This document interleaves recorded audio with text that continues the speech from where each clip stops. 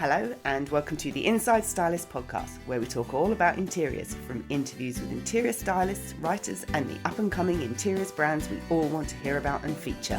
There's so much to talk about. I'm your host, Emma Morton-Turner. Enjoy the show. Today's guest is a London-based digital editor who has worked across many print and digital titles, including GQ.com, Hello, Grazia, Stylist, Marie Claire, The Telegraph, Glamour and most recently Elle Decoration. What she doesn't know about digital media isn't worth knowing. She specialises in editorial content that exceeds set traffic targets, digital strategy and native advertising, creative briefs and executions, as well as engagement-driving videos and social products. I didn't understand anything of what I just said, so I'm going to ask you to explain that in a minute. Absolutely. With all that going on, she still has time to be a mentor for the ReachOutUK mentoring charity and runs the natural and organic living blog Toxins with her sister Ariane. I first met her when she was on a panel discussion and heard her talk all about digital strategies, specifically with magazines in mind, and knew I had to have her on the show. I'm very pleased to introduce today's guest, digital editor at Hearst UK, Delphine Chui. Hi there. Hello. So I should just say we're sitting in the Hearst offices and it's beautiful, and that people might walk past. So if you hear little clonking shoes, it's the fashionable people. In their heels. As I said that, someone walked past. Exactly. Yeah, so we're just going to ignore them and get engrossed in our conversation. So thank you very much for being on the show. Let me come and pop into your lovely offices. Happy to be here. So I know you do digital and I know you're involved in kind of the homes side of things. Absolutely, yeah. But what is your job? Explain your job to someone who really doesn't understand it. Yeah, absolutely. And also I love that you read out my kind of bio from LinkedIn. Yeah. And hearing you read it is actually quite a mouthful. But you know what? I read it and I thought, there's no way I'm going to put this into my own words. I'm just not going to make any sense because I don't know what I'm saying.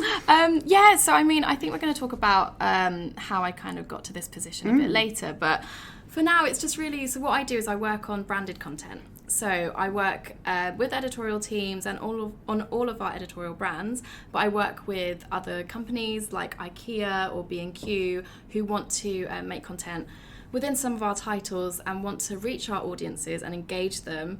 And because of that, they needed to get editors with editorial experience to make sure that we were actually hitting that right kind of content.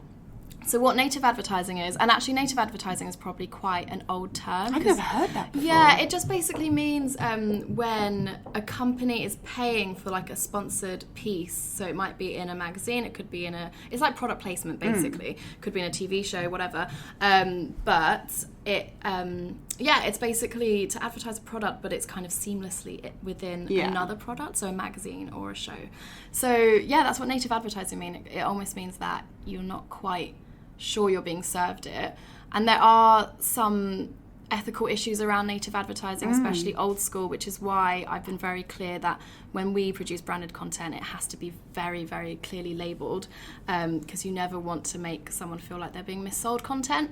But my job is to make sure that regardless of whether the person wants to buy that B&Q picture frame or whatever it is, they're going to enjoy the content anyway, and it's going to have takeaway for them regardless of whether they want to buy the product.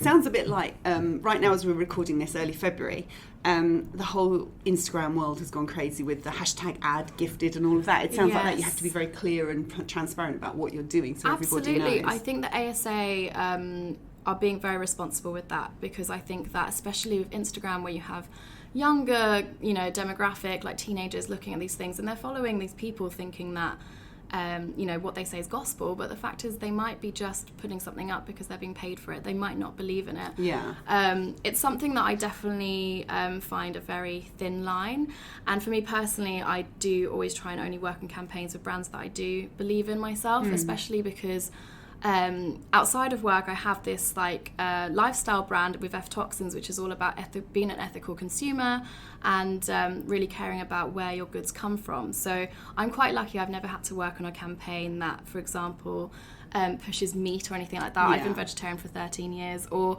like a beauty brand that tests on animals. I would just refuse to do that. I'm very lucky that I've not had to ever compromise my morals, because obviously now I'm in a bit more of an advertising sphere than just editorial. So it's an interesting one, but there's definitely ways of being responsible, and I think Instagram's actually taking that quite seriously, which I respect. I think brands are being a lot more on it as well, aren't they? The whole being ethical and being recycling things, and in theory, I'd like to think that the brands are easier to find now because everyone's being that little bit more conscious. But I think there might be a slow progress, mightn't you? Yeah, absolutely. I think, it's a term that was overused last year, but the term that everyone is starting to get #woke about, asking questions. Where do my things come from? Who's making it? Why is it so cheap?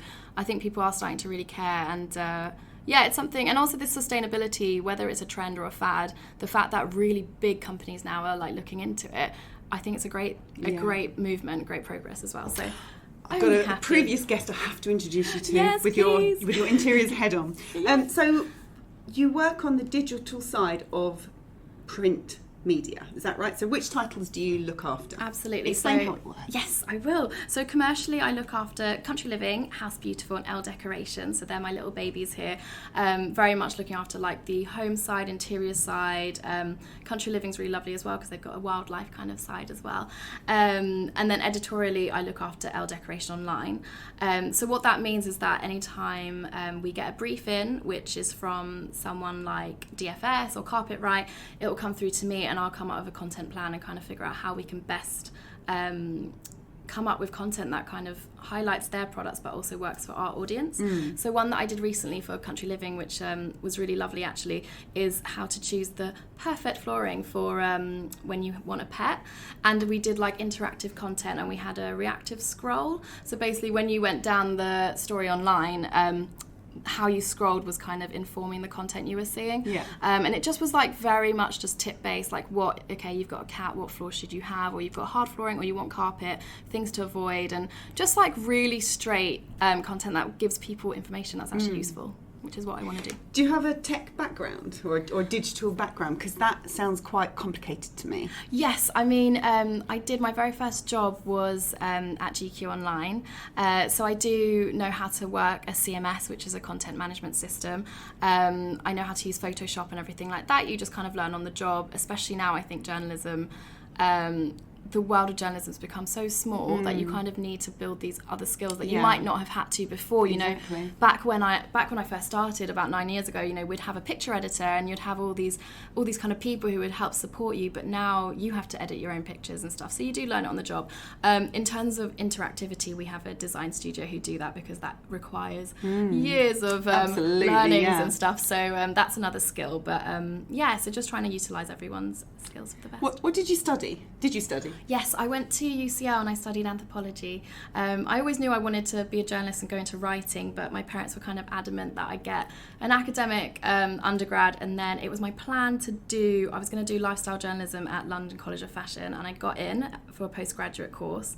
But that was going to put me back like $9,000 or something, and I was offered a Oh my God. I know, it was expensive, and I was offered a 6-month internship at GQ, and I just thought, do I want to pay? Let me think about this for a minute. Or be paid to have work there. experience. So it was a bit of a no-brainer, and I'm really glad I did that. It was good training. So what was it like working on GQ.com? Was there a lot of men? Yeah, I was the only girl on the team. Do you know what? I assumed that. Yeah. But that's really politically incorrect, isn't it? But I can just imagine Which what is that was funny like. because then I went on for years just working with women. Interestingly enough, I don't know, when I think back of how I got it, I'm big into gaming. I really love gaming, and actually I was the only one on the team that really was very into gaming, and I think when I said that in the interview, they kind of thought, oh, we have someone who can do some games content for us. And and I think like I was always a bit of a tomboy growing up, so while I didn't know what a lapel was... You were a tomboy growing up? Really? Yeah, Oh. I know, I seem very girly girly now. When I put your now. picture up, you're so feminine and pretty and No, fashion. And... when I was at school, I had a WWE lunchbox, like I was obsessed with wrestling, gaming. It was terrible. I don't think I got girly until I was about that's 17. so cool. That's so cool. Yeah, so I kind of channeled that. I channeled that energy into GQ. So, and look where it took you. Exactly. It's all about the history and the journey. And I have to say, starting off online was such good training for me because I was covering everything from like Men's Fashion Week to a theatre show to interviewing a Formula 1 driver. Like, it was so good. Which one? I interviewed Mark Webber and Christian Horner, who I had to realise on the fly wasn't a driver but was a manager, and obviously is now Jerry Halliwell's husband. That's so funny. More people know who he is because of that. Exactly. But yeah, I didn't realise he wasn't a driver, so I definitely asked him a few driving questions, then had to be like, of course, as a manager. But yeah, that's always happened. I took my husband's really into Formula 1, and the only time we've ever been to Silverstone was when Mark Webber won. I've got his baseball cap because I was so excited. Oh, he's so tall and lovely. Great. He's really nice. He was so down to earth, and it was one of my first ever interviews with like a celebrity. And he was great. He's just got that very, that Australian charm, I guess. I wasn't going to bring this up, but as you've mentioned interviewing celebrities, I did see a certain Marie Claire interview you did. Marie Claire interview? With Chris Evans. Oh, now, yes. Anyone listening? Captain America. Yeah, we're not talking about the DJ, we're talking about Captain America. Yeah. So I have to tell you, I have to say that like Chris Evans was like my ideal crush. He honestly, I thought he was just so hot, so charismatic, so fun. I've seen him in so many movies. I first met him at a BAFTA after party. This is going to sound ridiculous, but I saw him at the BAFTA after party. I was a little tipsy. I thought I have to talk to him. He could be the love of my life. And he's actually like quite flat in real life. Oh no! Yeah, he's quite flat, and he's also not. Burst the bubble. I know. I'm so sorry, and he's not as tall in real life. And I have no problem. I have nothing against like height, anything like that. But it's just Captain America. But he looks so tall. Yeah, I thought he'd be like 6 foot something. No. So I remember just thinking, oh, he was a bit flat, but maybe it was a bad day, whatever. Yeah. And then interviewed him probably years later, like a year later, and I was like, this is his time to redeem himself in my eyes. And he was actually great. He was good on the interview, but I did really, because I had this one question which was like, do you have an inkling of how you're going to die? Yeah, I heard. I was just like, oh my gosh, you had to ask him that. I know. I was just like, that's such a hard question to ask and answer. I've asked so many people that. Does anybody have an answer? I have a weird one. Yeah. So like he just turned it on me, and I was like, well, because I thought that was very clever actually. Yeah, he turned it on me, and then I was like, it's not about me, but obviously because I love animals so much and I've been vegetarian for so long, I was like, maybe it'll be a hand of an animal, just for irony. But yeah, he never answered it. No, he never answered it. So it is a tricky question. But no, he was fun. He was a lot better the second time, but I think I realised he probably wasn't the man for me. No. But lovely. Too short. Very cute. No, muscular enough, but just too short. But it was more the charisma I'd seen on screen, but wasn't necessarily getting in real life. Well, you've crushed me now. I'm so sorry. Such a Marvel fan. I love Marvel. Favourite. He's the best. In all fairness, though, it's a job. Like, he probably was like, what is this? He's an actor. He has to turn exactly. It on so he probably is really charismatic. Yeah. So, tell me about how... So, have you never worked on print? You've always worked through digital? No, I have worked on print, actually. So, I've really flip-flopped between it. So, after GQ, I went to Grazia for a year, where I worked on print. And I was on entertainment and lifestyle there.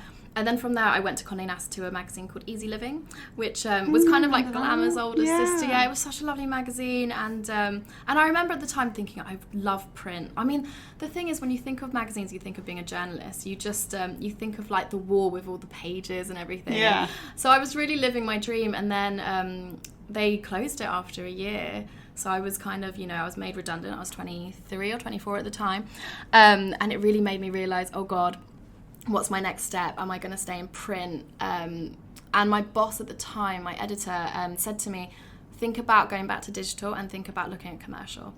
She was really kind and really kind of told me. It's really good that she had that foresight, can see where your strengths are and directed you. Yeah, she's actually the editor of Glamour now, of the online site. So she's she's a good pioneer. Switched on. Yeah, very switched on. And it was advice I really did take with me, because after that I went to ASOS to launch. They were doing an editorial website, but within a commercial sphere. So it taught me a lot about business marketing within places that actually had money.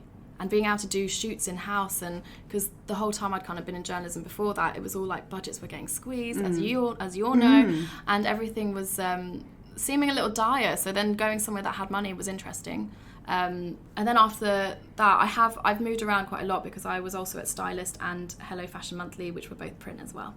Oh, okay. So you've experienced both. That's really good. Yes, yeah. I love both. I have respect for both. It's just that I think after Condé Nast closed a magazine, I think I realised, okay, digital probably is the way to go. And I think for nostalgia reasons, especially for myself, I did want to keep trying the print route. And in some ways, there's still some print magazines that are doing brilliantly, but I wanted to hone in my digital skills. Yeah. More. Future-proofing yourself, you said, didn't you? Exactly. That's the term that I use a lot. Just trying to think of I've been in this industry for 9 years, and it's changed so much. So just thinking, okay, the foresight of where is it going to be in another 10 years, trying to keep up with that and make sure that your skills are always being fine-tuned, really. Yeah, that's a question that comes up quite a lot, is where is it all going? It's quite a scary world. It is scary. Do you think magazine websites like elledec.com sort of thing, do you think that can continue if the print issue isn't there? I think it can. I think brands like Glamour are proof that they can survive without the print magazine. I also think it's interesting because the demographics are often quite different on print and online, because often when we're talking about doing something in the magazine and doing something online, it can be a matter of like 10-year age gap between the audience. So actually you are serving two different audiences and you're serving two different purposes. So absolutely, I think websites can survive without the print magazine. But saying that, Easy Living, we kept the website for a little bit and then it ended up getting sucked into House and Garden. So I do think there is an element of how do you keep the brand relevant when you don't have the print magazine in everyone's face all the time. So yeah, a bit of a double-edged sword. Yeah. I was just saying that I try and record 3 episodes in 1 week, so I've got a month's worth of content. I do a solo episode, and I interviewed a editor of a magazine, a friend who was in marketing actually when I was at Women Home, has set up her own magazine called Wildflower, and she set it up on her own. Wow. And she has this demographic that is the person who wants to have it in their hands. They want to feel the magazine. They're not necessarily going to jump online to read content. They want the paper version and the glamour of it sort of thing. I think that's really and like you said, important. the nostalgia of it. Yeah, I think it's really important to serve your audience. I think that's something that sometimes brands get a bit excited and they want to jump on the millennial bandwagon or different generation bandwagon, and then they isolate the people who are actually buying their product. With the money. The ones with the money. ones with the money, the affluent ones. Yeah, it's exactly. always like, we've got these kind of, we said 40, but 50 plus. Yeah. Who are like ABC One with all the they've got disposable cash. income. And that's the thing I think is interesting, is that sometimes people go for the newness and they're not actually following the loyal following. So yeah, it's a weird one. Why don't you talk us through a typical day and then tell us what the hardest part of your job is? Sure. I mean, my days differ so much. So it can be anything from coming in, working on a brief that's come in from a client, and then coming up with what we call a content plan. So it could be like, okay, this brand want to highlight small space living, and they think that they want to target 25 to 35 year olds. And then I start thinking, okay, which of our brands will that work for? Will this work as like a Facebook video? Will this work as a website article? Will this work as a Instagram story? And I try and think of what we call the different digital products, and then try and kind of create a campaign pitch through that. And then if that books, I could be on a shoot, I could be doing a stop motion video with our video team, or I could be writing up content or editing. So it's very much kind of depending on which brief sells. Sounds like magazine worlds actually, where it's like it's never the same 2 days in a row. Never no the time same. to get bored. No, which I really, really like. I guess the hardest part of what I do though is that I have to please like my brands, the client and the reader. Oh my goodness. Yeah, so it's basically having 3 bosses, which is really interesting. And also you never want to produce something just for the sake of it. So you don't want to just make something because you're being paid to make it. So it's really thinking like, what's the point of it? What can people learn from it? And I ask myself those things before I pitch ideas, because obviously working online, I can look at the analytics and I can see the engagement, and I can see how many people scroll to the end of this article, how many people watch till the end of the video. And of course you can't help but take it personally if it doesn't do well. So I really do strive. We have like very high benchmarks here at Hearst.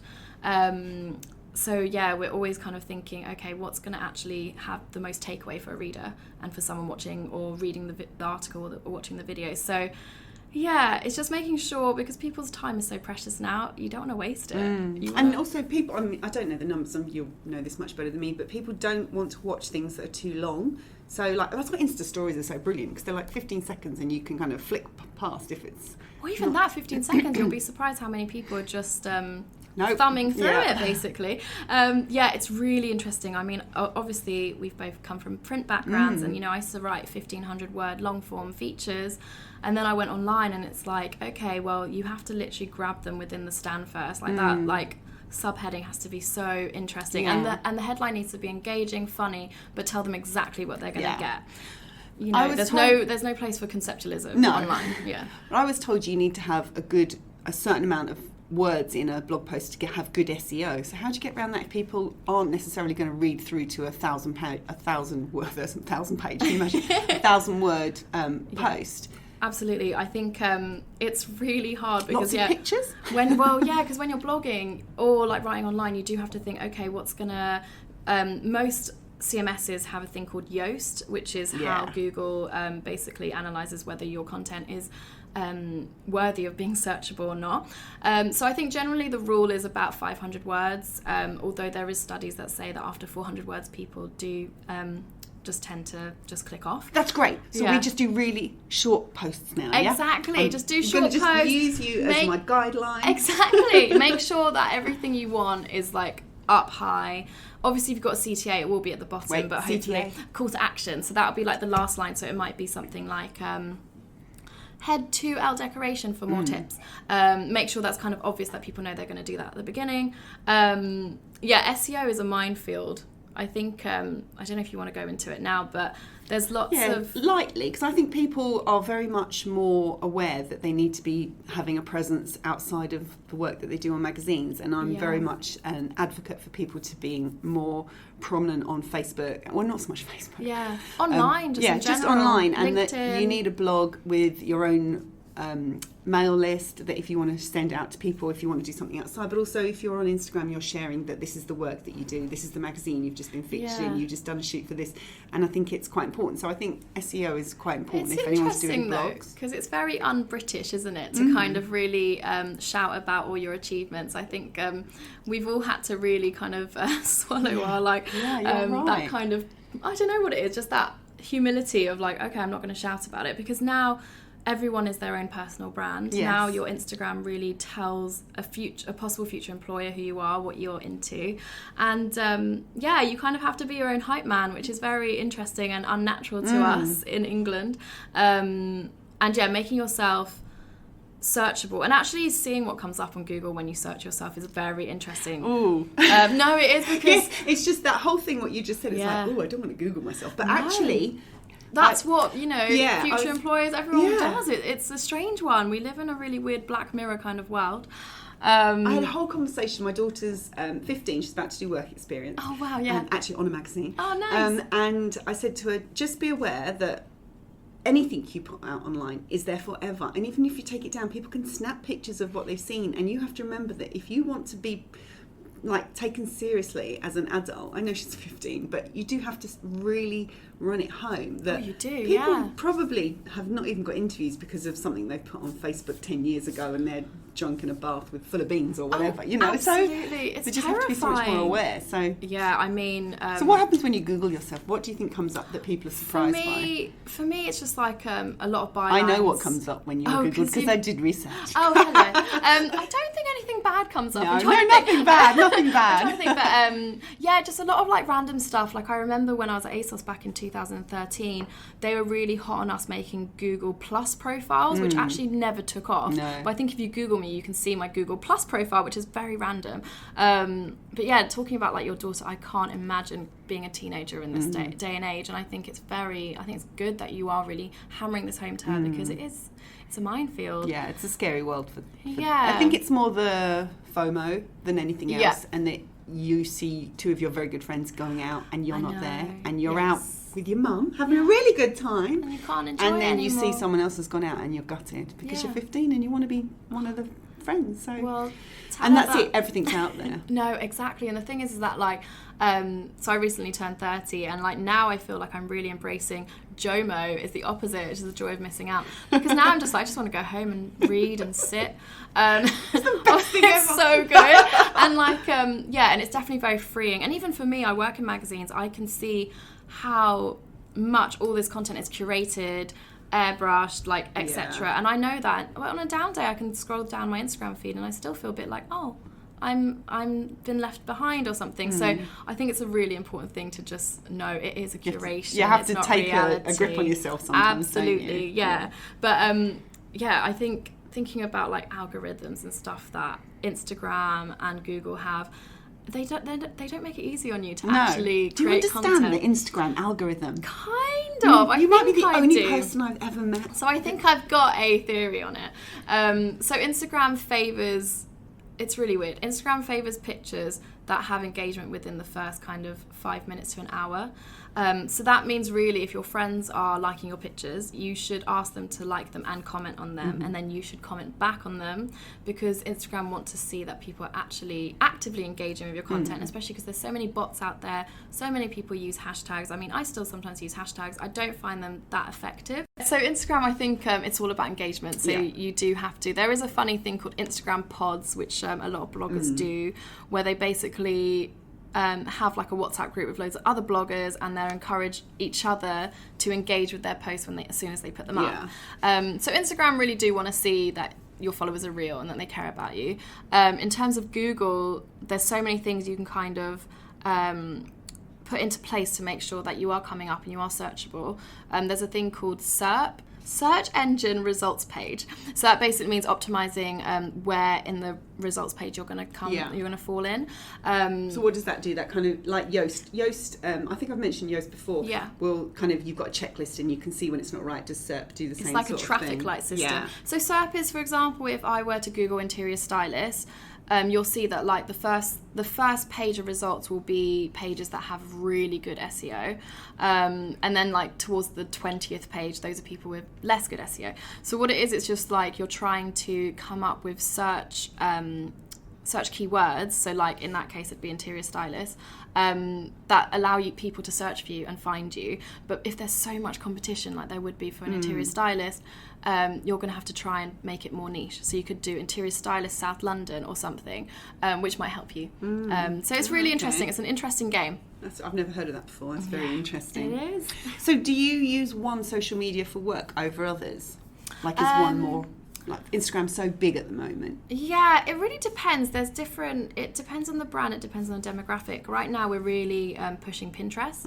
Obviously for interiors. It's just so good, and it's a really good way to drive people to your content as well. I was just so I've got a web developer, lovely Larry, and we were talking about stuff and he was talking about Pinterest, and I thought I need to look into this a bit further, and actually I didn't even realise there were hashtags on Pinterest. I've never used it the way it could be used. My boards have a name, they have no description. It's like, in fact, we could do a whole thing just on how to do Pinterest better. Absolutely, yeah. Because the engagement on Pinterest, from what I understand, you'll know this much better than me, but people see Facebook for an hour, they see Instagram for 2 minutes. Yeah. But Pinterest, it's like weeks because it just keeps coming up. And they're your most engaged audience. Yeah. Like they are the ones who, because the Facebook audience, they're just scrolling, they might be commuting, they might even just be walking to the toilet, Instagram, whatever, scrolling. But Pinterest, that person has sat down, they really have invested time to find what they're looking for. So yeah, I feel personally like it's the most engaged audience that you're going to actually keep their attention of. But yeah, it's Pinterest funny. might be the biggest rabbit hole of all of them. It really is. It's like, it's just addictive. Like I really enjoy social media. I do enjoy talking. I do enjoy the social element. I've met lots of people on Instagram. I chat a lot. I love that. Yeah. But Pinterest, you just like, you go down looking for Easter things for like an Easter table, and you end up looking at wedding dresses, and you're married and you have no interest in wedding dresses whatsoever. But then they're suddenly beautiful, you have a and wedding they've got secret flowers. board. Yeah. Don't worry, husband. Yeah, it really is. It really is a black hole.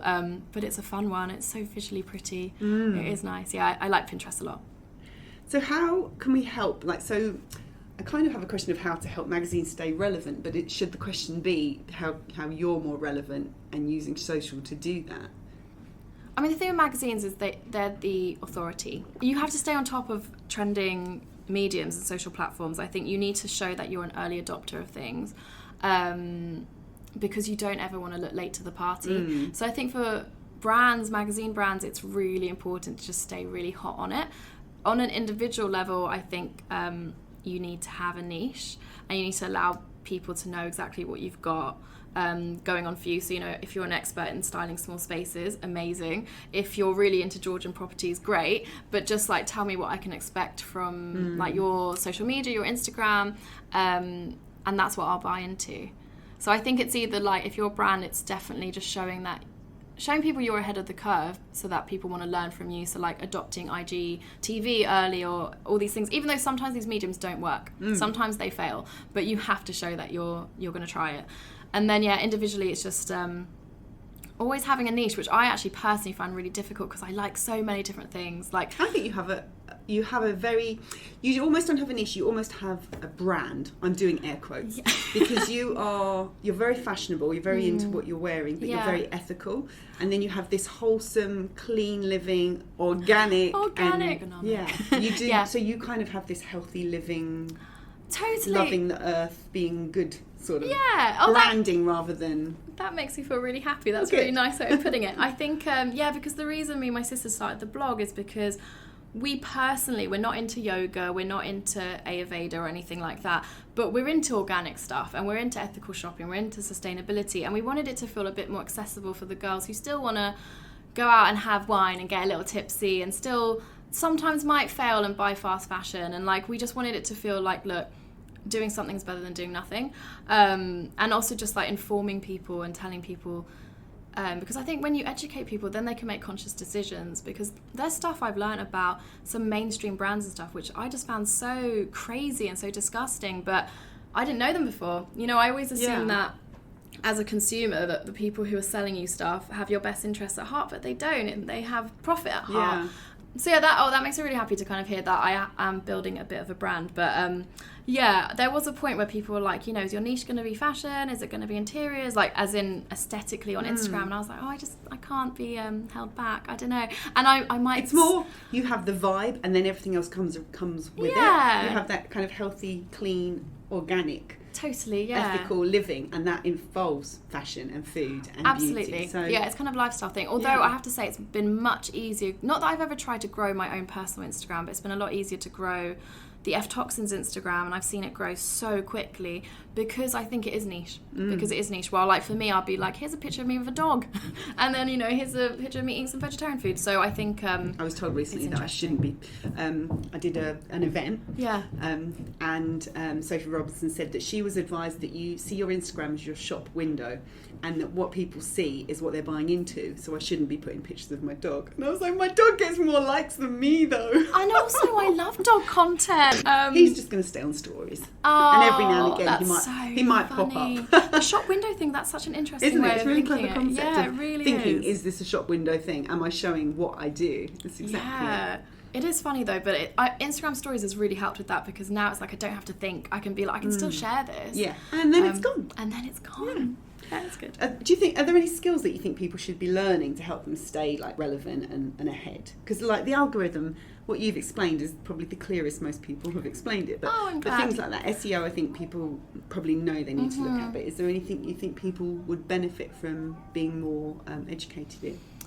Yeah, this is interesting. I'm soon going to do a user experience course, and user experience is quite a funny what does that mean? Term. You mean hold a user or learn? It's just called UX, so it's basically just like, we often talk about with our content, how is it going to be a good user journey? So like, how is someone going to experience it? How are they going to scroll down? How's the image going to look to them? Are they going to look at it on mobile? So I think the most important thing individually to kind of do is to make sure that you are always thinking, how is this content going to be experienced? Because the chances are people are probably going to watch it on their mobile on the train into work or something. There's some stuff that can look amazing on a website and terrible on a mobile. So yeah, I really think just like trying to think laterally like that, and and just staying on top of social media. You know, like when Instagram stories started, adopt it. Like just try it, or Facebook Live or whatever. Just try it, and don't be afraid to be an early adopter who does it wrong, because like better that than to never adopt it. And then people see you grow and move on from it, don't they? They say, that's what they say when podcasting world, they say, if you waited till the first ones were perfect, you waited too long. So when you listen back, it's like, like my story of how I became an interior stylist is episode 2.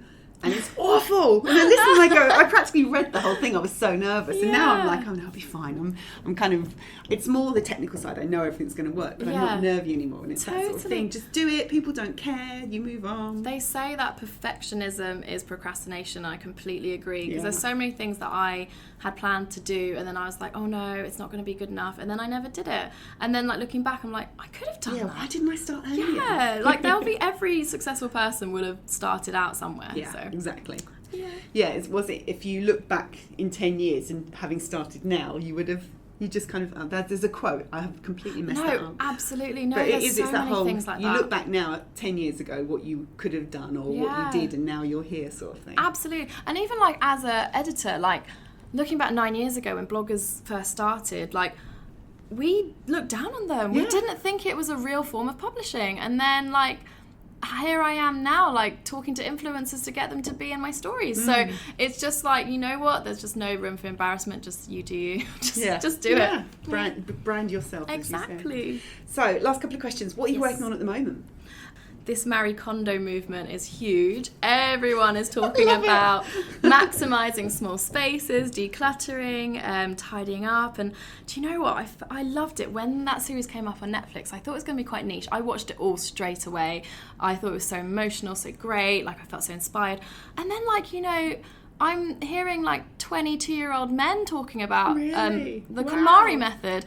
And I just, I think it's been such a... I mean, Marie Kondo is not new, but it's obviously... you know, been brought to the masses through Netflix. So at the moment it's very much about maximising small spaces. A lot of our online audience are younger and a lot of them are city dwellers, so they're living in flats. They don't have gardens, they might have a balcony if they're lucky. So talking about, you know, how to bring the outside in when you don't have a garden. Those kind of things are always trending topics online. So what's next for you?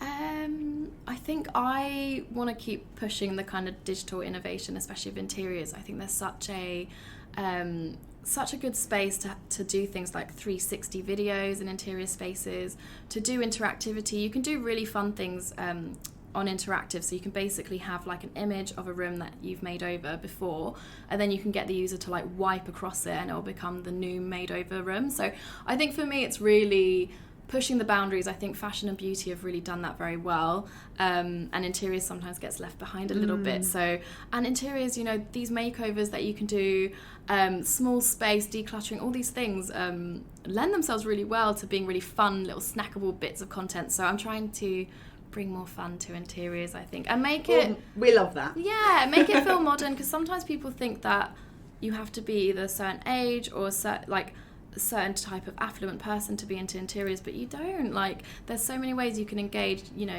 younger generations, people who live in small spaces, people who live in rented accommodation. There's so many things that you can do to inspire people, so that's what I want to try and push. Very, very cool. Well, thank you very much for your time. It's been really, I think off record we could go and talk tech for hours. Absolutely. Yes. Thank you very much for your time today. Thank you for having me, Emma. It's been great. Thanks for listening to the Inside Stylist podcast. You'll find all the details from today's show over on the website insidestylist.com. If you enjoyed the show, I'd love it if you would go over to iTunes and rate and review it. It's the best way to help other people find the show, and I would really appreciate it. Until next time, bye for now.